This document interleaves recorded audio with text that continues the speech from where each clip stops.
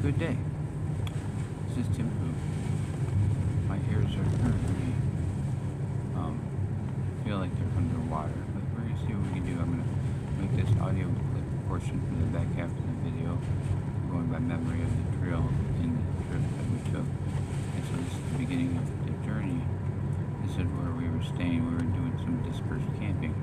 The road that you see ahead, well, that is called Forest Trail, and it's located in Free Soil, Michigan. And it's approximately 6 to 8 miles. It's about 6 miles to where I was staying.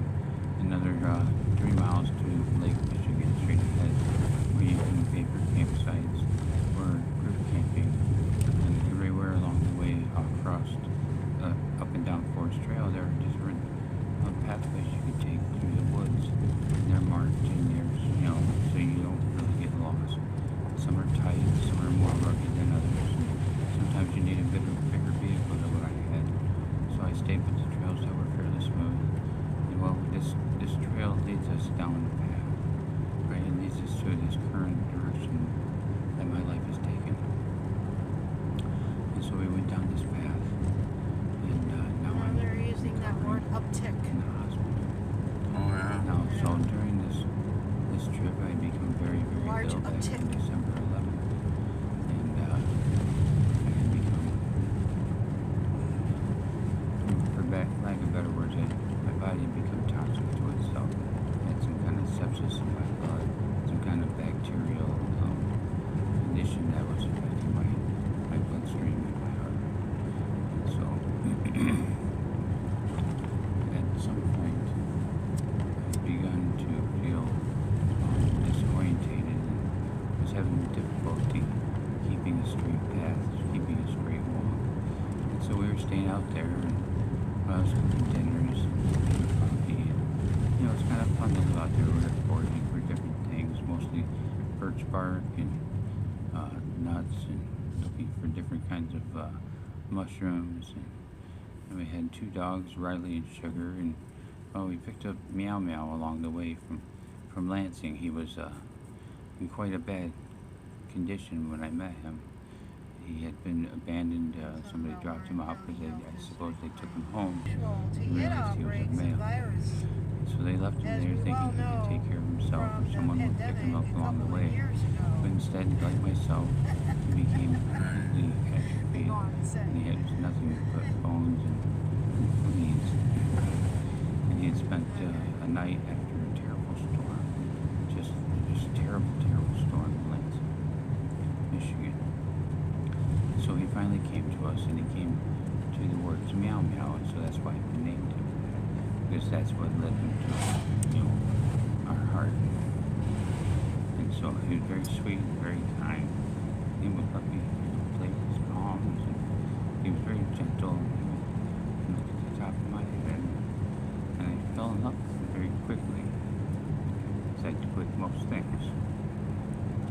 So anyway, this path that we're taking, eventually we will cross, it's called Morton Road.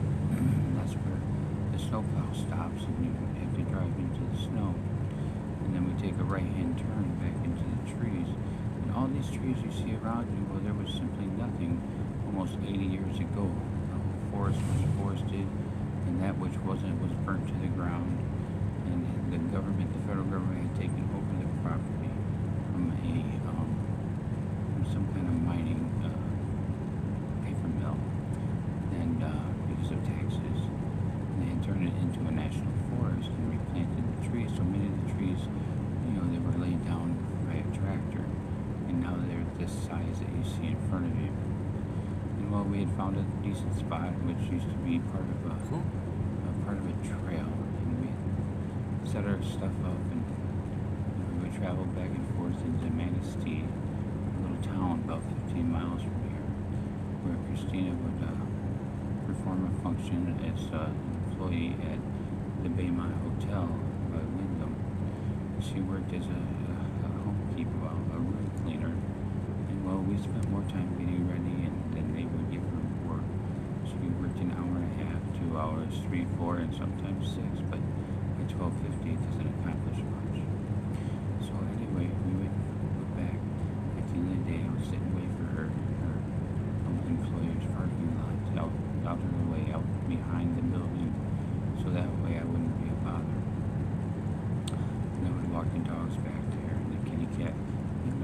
take a collar pretty well and walk on a leash. And so it was very nice. It was a little chilly to be out all the time, and I wasn't quite feeling up to par, but I thought something was, a little amiss, but it has been for quite a long time.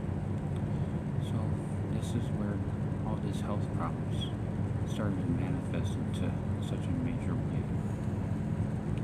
And so I had begun feeling disorientated. I couldn't walk quite straight, and everything seemed extremely heavy to me. And Christina helped a lot by carrying wood, and I would just manage the fire and cook some dinner. And I had these little porridge that I would make, where I would add 3 potatoes and some rice and some black beans. I would add 3 or 4 eggs, a whole clove of clover, and a whole onion or 2, just depends on our means. And we would add whatever we had available to this porridge until it became soft enough, because of course, after the thousands of dollars I had spent on my teeth to have them professionally taken care of, something had caused them to break off at the gumline, all jagged and narrow. And those teeth, they would jump from socket to socket, this little infection inside of me. It would be painful, but I have quite the ability to suppress the pain within me. I've had many problems since the age of 20. And I started out in life. That was a big chunk of ice. To me on my right side, I had 2 kidneys, and on my left side. Oh, wake up. Yeah. Pay attention, Barrett. And I'm not sure where this was taken. What are you looking at? They had removed the entire kidney, the large one, and it took me as an infant on my back all the way down. Playing one of those card games. Bumper cars? Let's give them remote control and TV. They left Let's see what it feels the like. irregularly shaped upside down Right. kidney on my left side, which seemed to function even better than the one on the left side that was never touched. And so I've had those problems, and then, well, somewhere along the way, my parents, my step, or what do you call it, my adoptive father had taken us to where he was stationed in Puerto Rico. And he did whatever he did for the military. I really don't know, because it was never discussed. But I had some issues there, and I would go from Savannah Seca, which was a military post, all the way out to Roosevelt Roads, which was at the other end of the island. And so I spent there many times, and I remember being at the hospital on some Christmas, and I saw my reflection in the mirror. And now I find myself again in the hospital with no idea what's going on. And so it's Christmas time again. And I walked along the path. I walked for, well, as long as I could. But as my childhood grew up, I completed high school, and I didn't go beyond that in a kind of formal fashion education. I decided to join the workforce at 14 with a newspaper route. And I had the biggest route in the whole Michigan. That's where I grew up. The home of the Rams, big and tough. An exemplary school, as the president said. And well, it was quite an experience to grow up there instead. And so, it's all very difficult for me to say. And I'm having a hard time. I'm very weak and frail these days. I want my story to be out there. I want people to understand what it's like to go through life and have everyone stand on your hands. So I joined, like I said, the paper route, and I found I had a friend called, well, he was another Tim, and so his parents had owned a asphalt company, and they had put us to work here and there cleaning up the site at the end by laying grass seed and picking up the trash and raking the roadside and little odds and ends. And it was a great job for me because it paid more than the McDonald's job I got booted from, because they took $20 out of my till and got rid of me. But first they made me clean the toilets and then accused me of being a thief.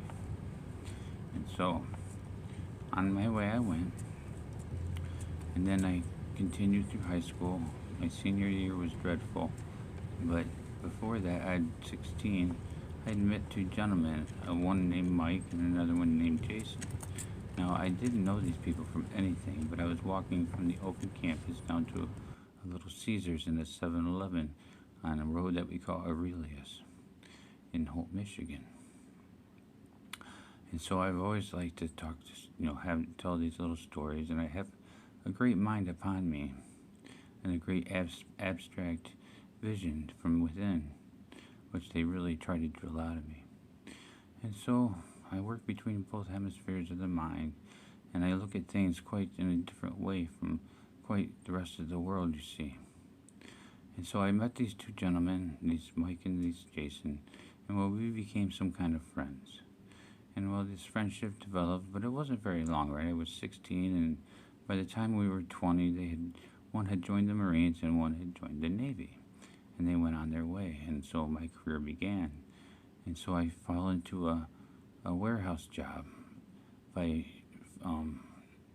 Jason, one of Jason's, his mother's boyfriend was what they call an industrial hygienist, which monitors the air for abatement projects for asbestos removal. And so they introduced us, or he introduced Jason to this company called Performance Abatement, which was a subsidiary of Owens Corning Fiberglass. And well, so he worked on the abatement side, and I worked on the Owens Corning side, which was called Performance Contracting. And I managed the installations, and I was the truck driver, and I would take these materials to different sites across the state. So I spent a lot of time on the road, and I got to see many places. And well, as I got older, that became a little,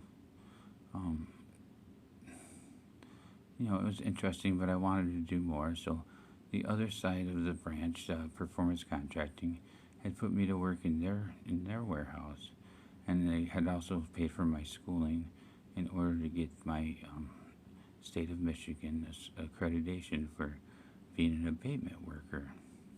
And from there, I followed the path, and immediately they put me out in the workforce as some kind of working foreman. And soon, my capabilities had excelled above the rest, and my willingness to work and make things come together, regardless of whether I've ever experienced it or not. And so I grew from there, and I became very, very more in depth of the environmental industry until the point in which I worked with some other companies, and I began to do larger projects and clean up Superfund sites. And some of those Superfund sites were, simple, but every building that you run into that you have to demolish, well, you have to take out the environmentals first, and someone will come in and they'll do a survey, and there might be floor tile or drywall or something in between, usually pipe insulation, and you do it under negative pressure air with respiratory gear and all that such. And so I progressed from there. I worked at places like Kellogg's Cereal and Battle Creek, and so many places, Purina and Campbell Soup, and just too many to declare. And so them industries, well, grew into GM and Ford and Chrysler, MSU and U of M, and high-rise demolition buildings. I hooked up with another contractor, and they pulled me out of the abatement industry because they needed someone who could also do all, a jack of all trades, and so I became that guy.